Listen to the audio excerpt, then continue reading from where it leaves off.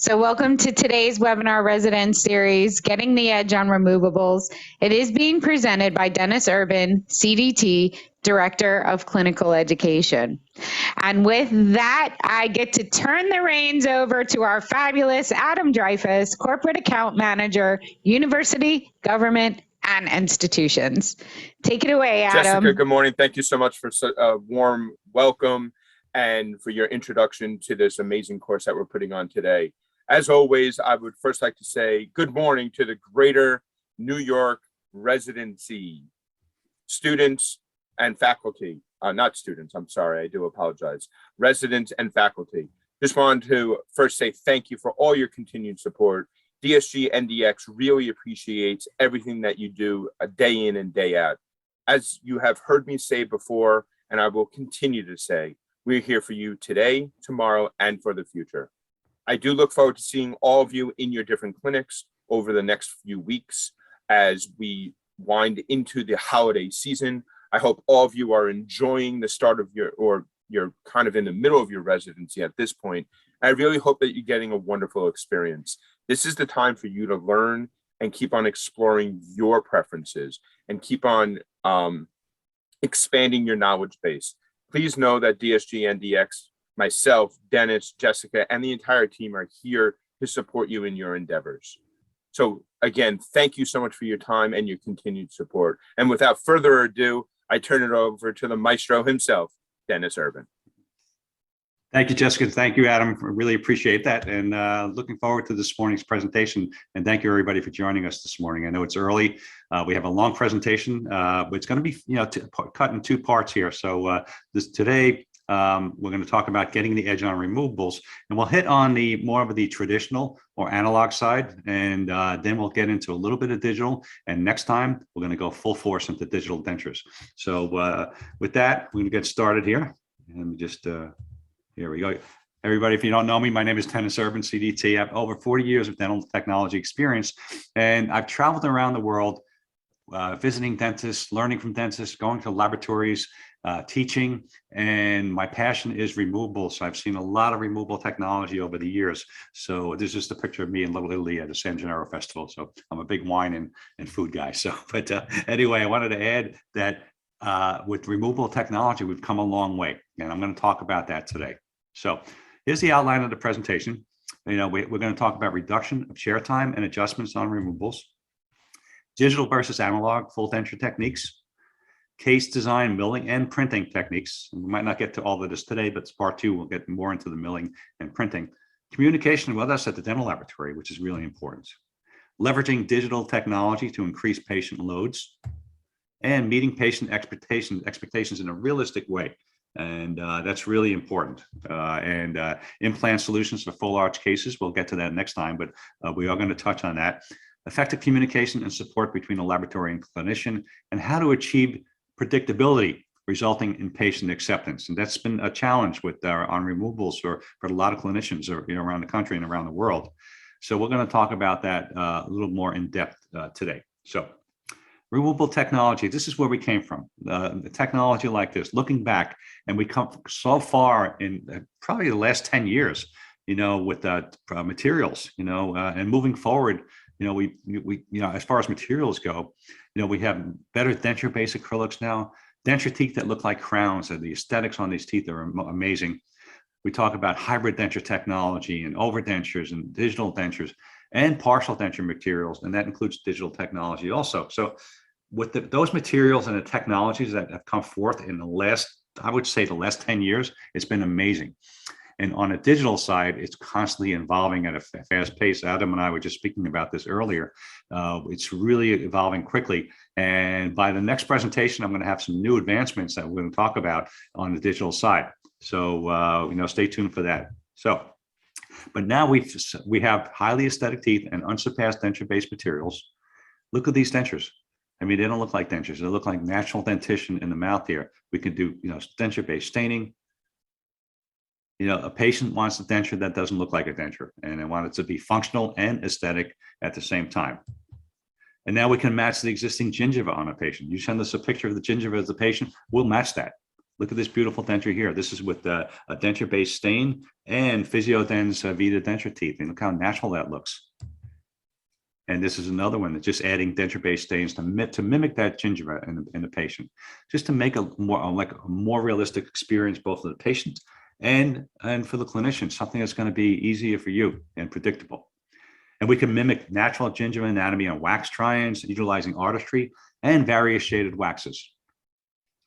This is one of my denture try-ins, and I copied the gingiva on the patient. Then I'll take a digital photo of this and transfer it over to the final denture. This is another try-in here.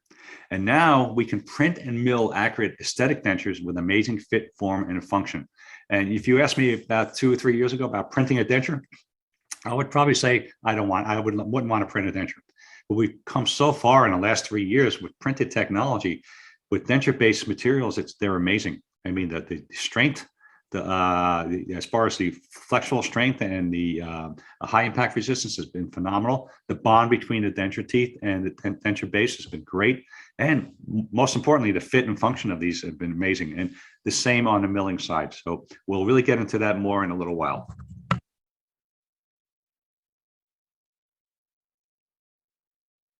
And this is just a photo of the nesting part of the printed denture. This actually is one of the first digital dentures I made, in the laboratory. Look how nice that came out. This is a milled digital denture made out of a Diamond D puck. And what I did after it was milled, as you can see on the left-hand side, it had the exact size spaces for denture teeth. So I bonded each denture tooth. These are Vita teeth. I bonded each denture tooth into the base, and look how beautiful it is. And this is a milled digital denture, and we'll always have that file in case anything goes wrong with the patient. We always have that file for that digital denture. So where are we going with digital technology? Well, all the United States dental laboratories are seeing a dramatic increase in full denture cases, implant dentures, and partial denture cases. And there's more income opportunities for dentists, dental laboratories, and dental material manufacturers, which is amazing because years ago, like I mentioned, it was just the focus was on crown and bridge. Everywhere you went, even to a dental meeting or a dental convention, it was all crown and bridge. And now you go to a dental meeting or a dental convention, you'll see more on the digital denture technology side. Is so much opportunity there and so much more innovation. More people need dentures now than ever before, and the industry predicts tremendous growth now through 2050. And this is a quote from Dr. Stephen Wagner, who's a well-known prosthodontist. He says, experienced denture technicians are the guides for dentist and patient success in denture prosthesis. And this is why communication is key when we're planning these types of cases. And I was at a Seattle study group meeting a few years ago in Arizona, and I was watching Dr. Christian Coachman. If anybody doesn't know Dr. Christian Coachman, he's great. He's a great lecturer, very knowledgeable. And he caught my attention. He said, professionals who understand dentures are the ones who understand smile design. And I said, doctor, you hit it right on the nose, because as when we're doing smile design, we have to, especially for full arch, a full mouth reconstruction, we have to fill an interocclusal space of over 40 millimeters with denture teeth, or hybrid cases, or whatever we're doing, the full mouth reconstruction. It could be crown and bridge also.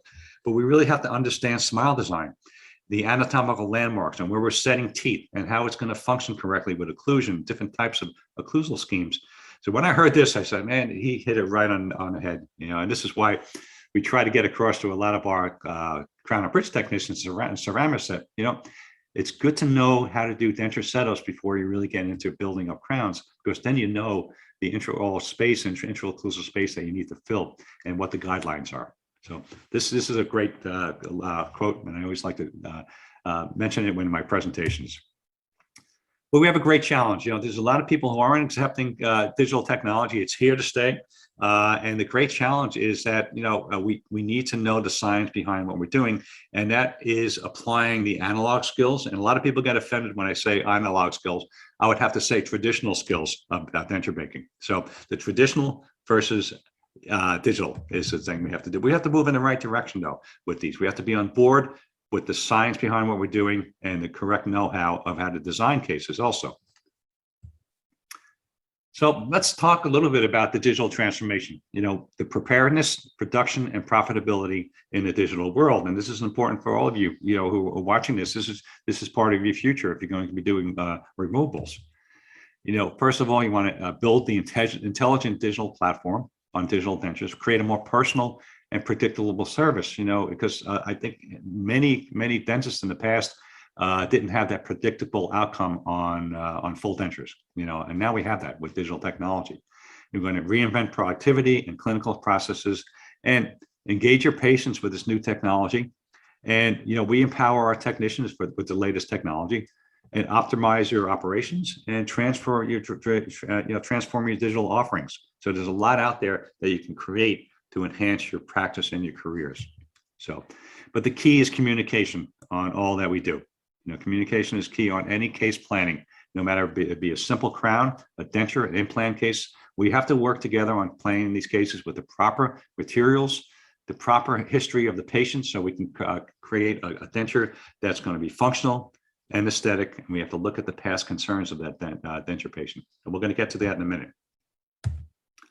So digital and analog. Well, we still need to utilize the same fundamental prosthodontic processes to make a digital denture as we always have. And the clinician still needs to communicate and provide the technician with the necessary information for a functional case. Digital denture technology, as I mentioned earlier, is still evolving and improving at a rapid pace.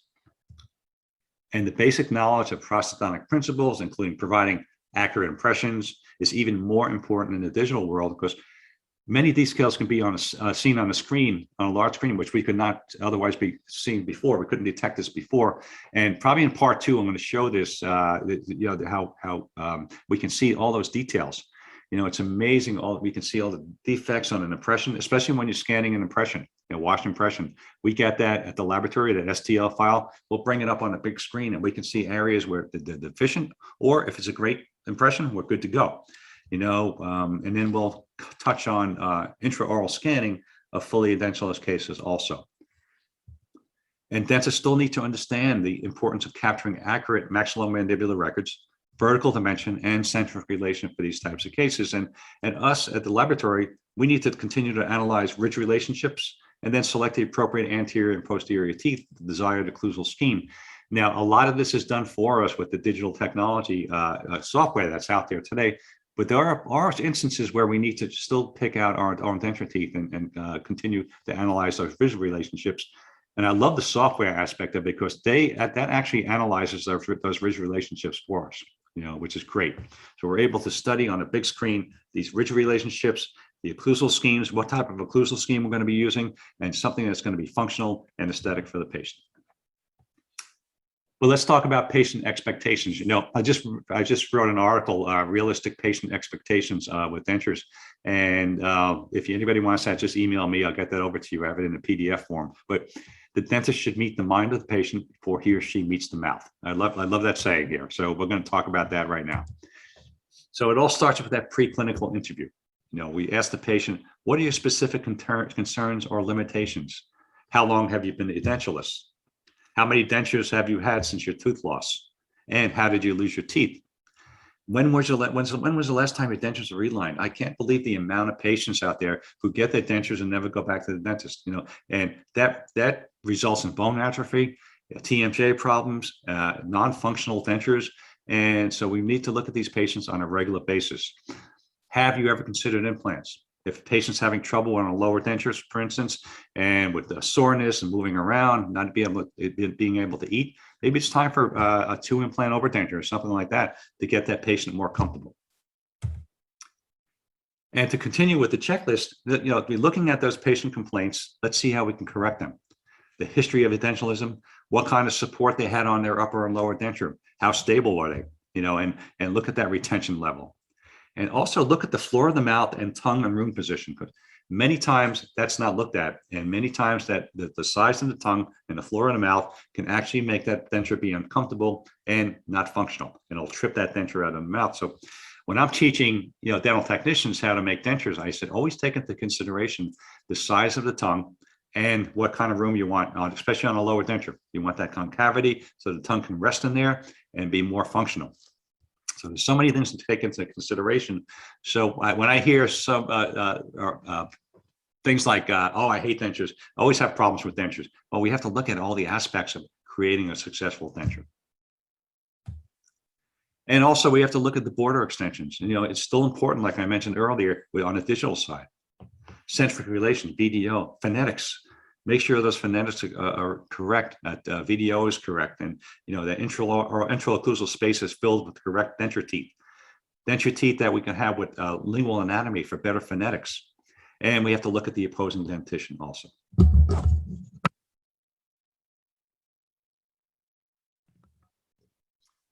So let's look at the best practices for full dentures. We have all these communication tools at our fingertips, but sometimes we just can't plan a case correctly. So we depend on proper communication for a successful case.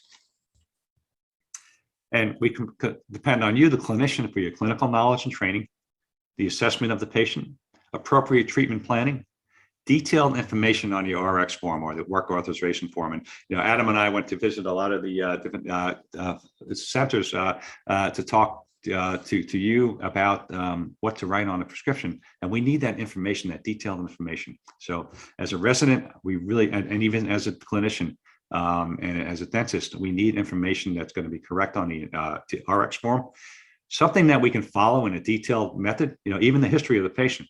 And also digital photography. We love to get digital photography with every case, and of course the use of quality materials.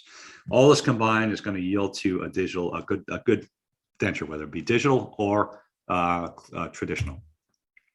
And communication from us, the certified dental technician, you depend on our technical expertise, on knowledge and procedures and materials, and the appropriate feedback to you on bites, shades, etc. So, and also case planning with you, the clinician, and digital photography and quality materials, really important. Excuse me, I'm gonna take a quick drink of water here.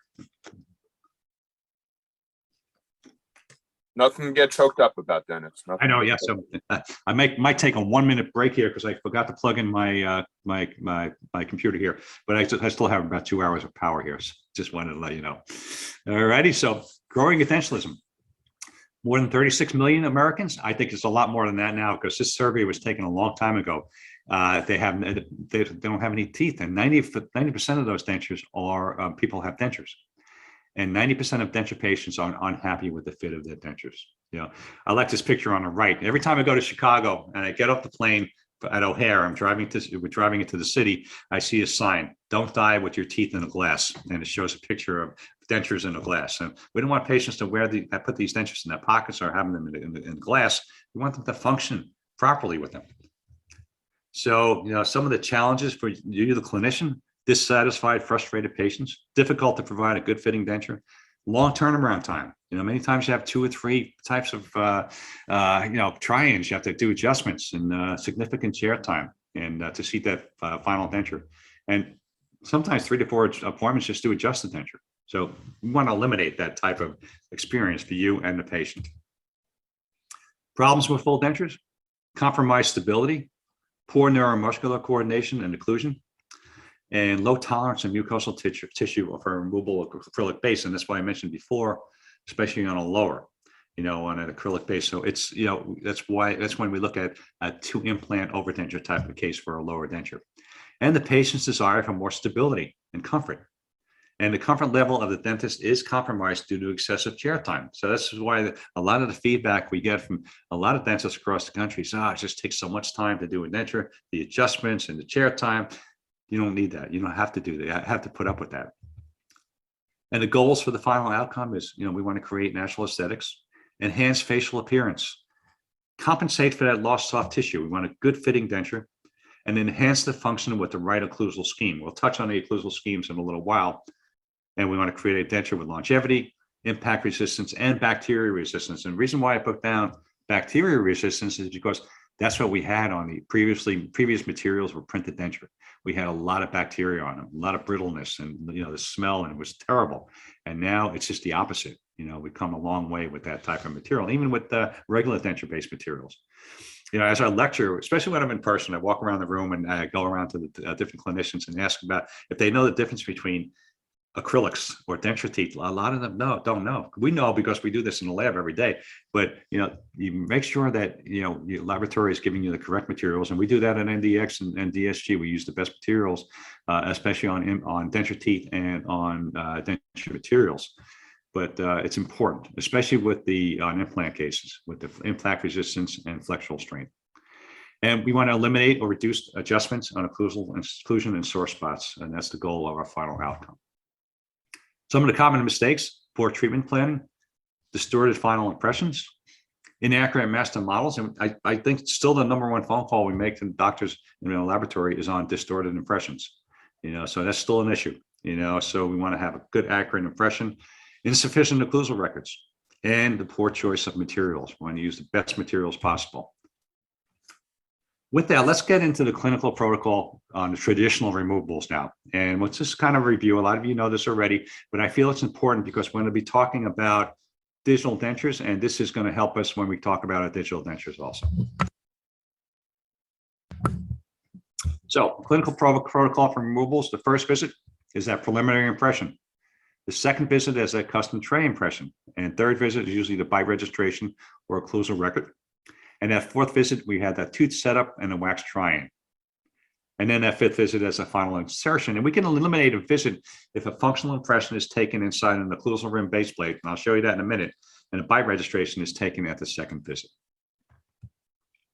So that first visit, preliminary impression, a lot of you might think, it's just a preliminary impression. We don't have to really worry about capturing everything. Well, if you're going to capture everything in a preliminary impression, chances are you're going to have a great final impression. So utilize a stock tray that fits well, take an impression with a quality alginate material, and capture all those anatomical landmarks, because we're going to make a custom tray to that impression that you gave us, and we want to make sure it's accurate.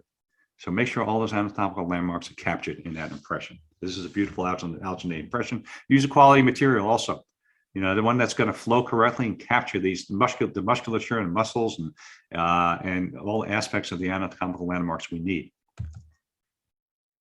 Then for that second visit, for the custom tray impression, you want to border mold. So I'm going to make a custom tray that's a couple of millimeters short of the periphery to allow you for the border molding. And you want to make sure you're going to capture in rotromolar pads, the hammer notches, and the frenum on these impressions. And the first thing you want to do is, when you border mold, is put some adhesive on the borders of the custom tray. Use a monophase, a heavy body material. Put in the patient's mouth, have them move around the cheeks and capture all that musculature, because this is going to help with retention and fit later on. And then take it out of the mouth and put more adhesive, and then you take a nice functional impression with a light body or medium body material. And some doctors still use compound when they border mold, which is fine, as long as you capture the periphery in an accurate way. And this is just border molding here. And this is the final impression, how nice the final impression looks. Captured all the anatomical landmarks here. So, and then we have their individual trays, bite rims, or functional impression with an occlusal record. So as you can see here, I made this bite occlusal base plate about 2 to 3 millimeters short of the periphery. You're still going to border mold this in a traditional fashion, take your impression, and then you can take your occlusal registration. And you eliminated one visit right there for the patient. So we have a nice functional tray impression, and then we have a nice occlusal record also. And there's the master models for the functional tray and functional impression. Look how beautiful those borders areas are. This is great. This doctor happened to like a really full border on his patient's dentures, and this came out absolutely beautiful. So bite registration using the functional impression with therapeutically designed bite rim is one of the most reliable ways to transfer the oral situation to the articulator. And I'm not going to get too much into articulators today, but we want to mimic that patient experience at the bench with us. We want to make sure we have all the information we need, so it feels like we have that patient with us at the bench in the laboratory, so we can mimic the true dentition and true jaw movement. So it's really important. So what about intraoral scanning for full arch cases? Well, scanning is possible. It's still not perfect. It's getting there, and additional steps must be taken, and case selection is critical.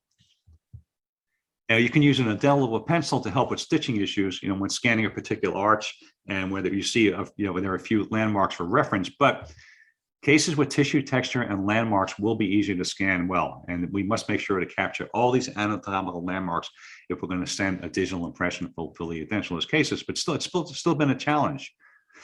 So there's one study that was out there by Professor LaRusso, and he did an edentulous scan strategy, and it was used with three-shaped trios, and it was called the Design for Optimal Scan Experience for Edentulous Patients. And you can see what this Dr. LaRusso did here. Look on the left-hand side with this upper arch, and he started on the right side and went across, almost across the crest of the ridge from one side to the other. Then he scanned the palatal area. Then he did the left side from the midline to the alveolar notch, and the same on the other side. It is very, very successful every time he took a digital impression. So his study is great. Just you go online, you can check Professor LaRusso. It's a great study, and he was really successful. And he was using the three-shape scan. So it was a great result that he had. On the other hand, the Journal of Prosthetic Research in February 2020 did a study also. And it was an in vivo feasibility study, computerized optical impression taking of edentulous jaws on 29 patients. And their conclusion was, within the limitations of the present study, the investigated scanners were not able to fully replace a conventional impression for the fabrication of a complete denture. So they had problems. They didn't get the results that Dr. LaRusso had. And you could see possibly why. They did a different type of directional scan here. They were going back and forth across the whole ridge. And this is probably why they didn't get that result that they wanted. So, but they were told to do a specific type of scan. So hats off to Dr. LaRusso, and hopefully we can continue with that quality advancement on fully edentulous cases with digital scanning. One of the things I love is the pupillometer. Now, when you're taking your final impression, I love to get a pupillometer reading. This is great. Not everybody knows about this, and it has a little tip, as you see on the bottom part, the second picture here. It says it has a little notch there that rests on a pupilla. And I'm going to show a little short video with this, and just to show you how it's used. And when we get this pupillometer reading, we get an idea of the contour of the patient's mouth, where the incisal edge is going to wind up, smile line, and we can contour almost a perfectly contoured occlusal rim when we get this information. So I'm going to show a little short video here. As you can see, it's placed in on a pupilla, and this is a 17 millimeter reading. I'll probably add a couple more millimeters to that, but let's just watch that video. First thing I want to do is open up mic, please. And we're going to take the patient's denture out.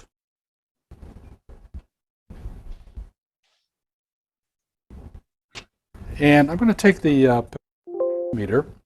It's a device that's going to help us give the lip line communication to the laboratory. And it has a little device in the back of here that's going to rest against the anterior papilla. And where this meets the gauge here, that would be at the 0 point. In other words, where it rests on the incisal papilla, that'll be our 0 point. And when we press this into the patient's mouth, whatever reading we get here will be interpreted as a number of millimeters between the patient's anterior papilla and the patient's lip as it's recorded. Now we're going to go to the patient, and I'm going to put this gently under Mike's lip here. And again, resting this against the patient's anterior papilla, we're going to let the lip just very gently and gracefully assume its resting position. And as I look at that from my position here, I'm going to measure that at about 14 millimeters. Now I'm going to ask Mike to, that's going to be the patient's low lip line. And I'm going to ask Mike to give it a nice casual smile. Now we're about 9 millimeters. We're going to consider that as our patient's high lip line. So we got a difference between low lip line, high lip line of 5 millimeters plus. And give me a little more of a smile, Mike. Maybe I'll put that measurement around 8 millimeters. So you can see it's a great tool. You get the information at the laboratory, and we get it at the laboratory able to just to contour that birim a little bit better, even with a setup. Even if you don't take it, even after the occlusal record is taken, you could also do that with when you send your information on the occlusal record. So one of my favorite tools. That's why I like to show that. But let's continue with the best practices for traditional full dentures. The third visit is the bite registration and occlusal records, and this is. I can talk about this for an hour, maybe 2 hours, but we want to make sure the patient's in an upright position. and place that contoured occlusal rim and base plate in the mouth. We want to make sure there's no interference with wax or base plate when the patient bites down. And we want to mark the midline, the high lip line, and cuspid lines into the wax. Really important, because this will give us a guideline on how to set those denture teeth. And this is important even on the digital side. We want to make sure we get into this information when we're doing digital dentures also. Verify the shape of the tooth with your patient at this point. If possible, you can choose the mold of the teeth and anterior arrangement. Sometimes we'll even set up two to four teeth on the anterior so you can get an idea how these denture teeth look in the mouth. So we can do that at the laboratory. We can choose the denture teeth at the laboratory, but sometimes the dental offices do that for us. But really important, we want to make sure we get this information from you: the midline, the canine line, the smile line, and the approved occlusal plane set. We want that occlusal plane set, and we don't want something that's going to look like a reverse smile. We don't want something that's going to be longer in the posterior region on the wax buildup. So that's why we try to contour this exactly to where you need it to be. And then we have the fourth visit, the tooth setup and wax try-in. So at this point, we're going to check for occlusion, phonetics, and shade, and make sure the aesthetics are pleasing to the patient. And when we get into the digital denture aspect of things, you're going to see a completely different type of technology when it comes to denture try-ins. But let's touch a little bit on analog denture setups a little bit. Like I said earlier, what we know on analog and traditional is going to be transferred over to the digital side also. So denture setups traditional way, it takes a lot of time. It really does. You really have to not have the knowledge of what to do. Follow anatomical landmarks, and one of the most important things is setting these models correctly on an articulator according to the occlusal plane. So that's why I like to show these photos here. This is semi-adjustable articulator. These models have to be set up according to the camper's plane or the occlusal plane.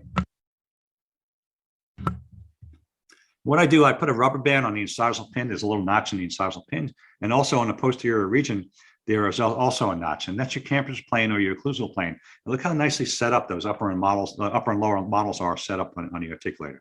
This is going to help us set those denture teeth correctly in the laboratory. This is the lower setup here, already done. Usually I set my upper anterior teeth, then my lower anterior teeth. I go upper, lower, even with the posterior teeth. But in these pictures here, you'll see the lower denture set up. Then we set that upper according to the occlusal plane and follow the guidelines of those lower posterior teeth. And this is more of a centric type occlusion, more physiological centric occlusion, where we have a lot of contact on the posteriors and on the anterior teeth. When I'm setting denture teeth, I like a little bit of freeway space, like 1 millimeter overjet and overbite. Just give that patient a little bit more freeway space. And we talked a little bit earlier about the wax contour for try-in. This is, again, we saw this earlier with my wax ups. This is how the try-ins, my try-ins go out of the laboratory. Not all the try-ins go, but like that. But let's take into consideration, remember that functional impression that was taken before with a nice occlusal record? Well, when we go to do a setup here, we can't utilize that base plate anymore, so we have to make a new one. But at the same time, we want to save the information that was given to us by the doctor, the midline, the cuspid line. And we want to, what I do here, I make a putty index so I know exactly where those anterior teeth should fall. The midline, the cuspid lines, and then I start setting my denture teeth. I set my upper anteriors, then I follow the guidelines with the lower anteriors, follow the guidelines of the upper.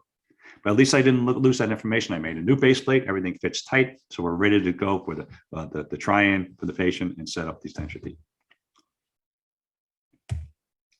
And I follow the guidelines, like I mentioned, of the upper, and I set my lower anteriors. And facial features, facial features usually equals the size of the central or the shape of the central. But I like to just break down the face here. As you can see here, the pupil line on the occlusal plane. And we have our midline, our cuspid line, which is usually equal to the width of the nose. And then we have the philtrum. It's not going to be shown here, but the philtrum is usually equal to the width of the centrals. So we have to determine the mold by the shape of the arch or a study model. And if you look at an upper arch and a model, it's usually the shape of a central. And I've been going by this method for many, many years now. I'm over 40 years picking out denture teeth. So I look at an upper arch and say, yeah, that's like a square tapering arch here. I'm going to get a square tapering anterior central. So that's what I do. And you can also measure the width of the 6 anteriors by measuring the cuspid lines that you drew into the bite blocks from cuspid to cuspid. And then you go to the tooth chart and I'll tell you what size tooth to pick out. So a lot of tools you can use. A lot of people are challenged by this, but our concerns, we want to have the right size of the 6 anteriors, the shape of the anteriors, the shape of the centrals, and also the shade. Tooth form equal facial form. This is an old photo, so I like to show this. Square face, square central, square tapering central, ovoid tooth, ovoid face. Same thing here. And then we look at the sagittal and frontal considerations. Tips of the canines are equal to the width of the nose, and the width of the ciliums are equal to the width of the philtrum. So we're going to do a nice harmonious setup with great aesthetics. And you can see on the lower here some lingual anatomy so the patient can speak correctly. Speaking of that, I'm just going to touch on the correct denture teeth. And this is really important because you want to use a denture tooth that's going to have the correct morphology and good function and good wear resistance. So we want a homogeneous denture tooth that's homogeneous throughout the entire tooth. One with high mechanical strength, one that's tissue friendly, plaque resistance, color stable, and has chip-free grinding. The reason why I mentioned chip-free grinding is because a lot of denture teeth on the market, once you get to the second layer, you get to a softer layer. So if you're adjusting occlusion in the mouth, you get that softer layer. What's going to happen in the months, in the year ahead, that patient's going to wear that tooth down in no time. And we want it the same size as natural teeth with high wear resistance and lingual anatomy, like I mentioned before, for better aesthetics. And here's a photo of some lingual anatomy here on these teeth. So usually when the patient gets a denture, the tongue slides off the lingual of the denture teeth, and that creates a lisping sound. And it takes the patient a longer time to get adjusted to that denture. So when I have a denture tooth with lingual anatomy and the correct rugae on there, it really helps with phonetics. A wider occlusal surface, especially for partial dentures, it allows and aids in chewing and swallowing. And we touched on setups before. I just want to show you what we do here. The anteriors are positioned individually and parallel to the pupil line, as you can see here. And when we're picking out a posterior teeth, there's a number of different things we can go by, but we want to look at what type of occlusal scheme. What can the patient really accept? Can they accept a 10-degree tooth, a 15-degree tooth, a 23 or 33-degree cuspal inclination? Sometimes patients can't tolerate that much of a cuspal inclination. So on an average, I'll use a 15 to 20-degree denture tooth. And 72% of laboratories around the country are using semi-anatomical and anatomical denture teeth. The only time I'm using a 0-degree tooth if I have a severe class 3 bite, and I can use that. And then lingualized occlusion, I'll use that mostly on my implant cases, but it still can be used on full cases also, just to remove, just to eliminate any bone atrophy. And on implant cases, it relieves any off-axis stress on the implant by having that lingual cusp of the upper going into the central fossa of the lower and eliminating that stress. And these are just some photos of different combinations of occlusion. And different degrees of teeth. Typically, the smaller the ridge, the less degree of the tooth, and the greater the ridge, the greater the degree of tooth. So that's applicable to most situations, but not all. We want to align the occlusal surfaces towards the center of the cranium. And you can see on the right-hand side, we have if you align the occlusal surfaces to the center of the cranium, that's your Kerber-Wilson. The only time I don't have my Kerber-Wilson is when I'm doing lingualized occlusion, because I want those teeth to be more set right on the ridge without that curvature. And I want the lingual cups to come into the central fossa of those denture teeth. So that's a whole other course, but we're going to touch on that too a little bit today. And the axial inclination of the posterior is center to the cranium, as you can see here, Kerber-Spee, and then we have our Kerber-Wilson also. So let's check our notes here. We want to make sure the central fossa of the teeth are on a lower ridge. Check our vertical inclination of the posterior teeth. Check for your Kerber-Spee and Kerber-Wilson. Quick review: from buccal to lingual is your Kerber-Wilson. From anterior to posterior is your Kerber-Spee. All right, so back to basics a little bit there. So nice harmonious transition to the posteriors. We have a completed individual anterior posterior setup, and looks beautiful. Going to touch on lingualized occlusion in a little bit. Years ago, we had specialized teeth for lingualized occlusion. We had a higher degree tooth on the upper tooth and lower degree on the lower.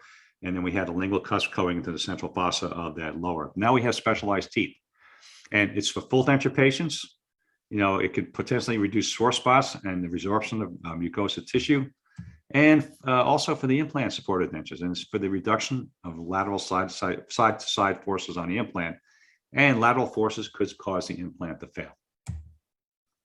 And you can see here the lingual cusps going to the central fossa. The buccal cusps are a little bit shorter, and they flare out a little bit. And it actually helps sometimes if the patient has cheek biting.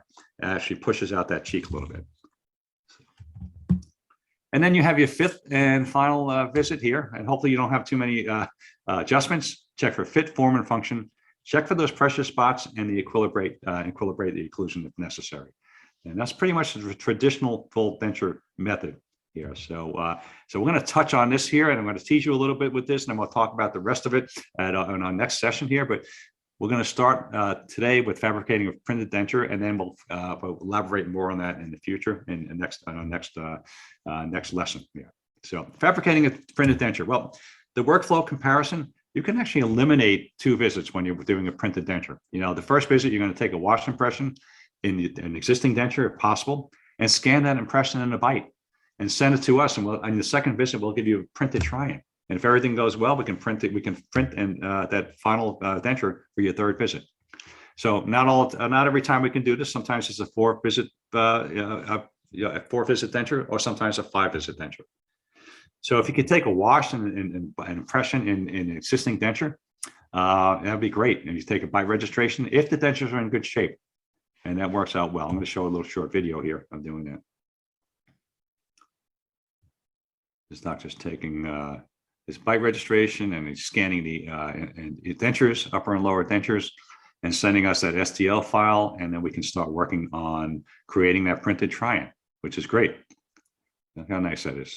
So we have all the information on the screen. I'll show you some other photos next time in our next part 2 of this. So, well, that's the end of part 1. I want to thank everybody for joining us today. I know I kind of teased you there a little bit, but that's the end of part 1. Part 2, we're really going to get into the digital aspect of it, and we're going to get into printing, milling, newer technology, what kind of teeth to use, printing full blocks of denture teeth, and even milling. So thank you, everybody, for joining us today. Really, really appreciate it.